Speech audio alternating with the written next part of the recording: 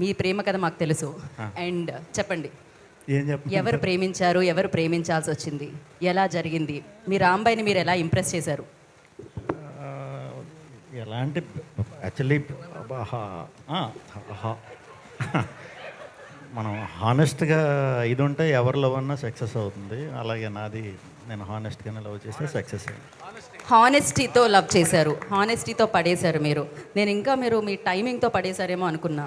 లేదు లేదు ప్రేమ లేఖలు, వాట్సాప్ మెసేజ్లు, ఫేస్బుక్లో రిక్వెస్ట్లు. లేదు, హానెస్టీలో అది కూడా ఒక భాగమే.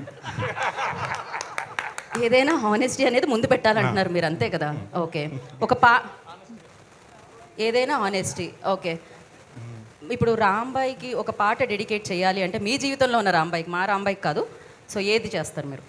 అప్పుడు మాకు ఎక్కువ వర్షం టైం అండి, అది ప్రభాస్ గారు వర్షం మెల్లగా అవి కురవని, సో ఆ టైం అనమాట. సో అది వేసుకోండి, అదే పాట వేసుకోండి. ఈ ఆన్సర్కి వెనకాల ఆ పాట వేసుకోండి, కాపీ రైట్స్ రాకపోతే. So thank you so much. Thank you.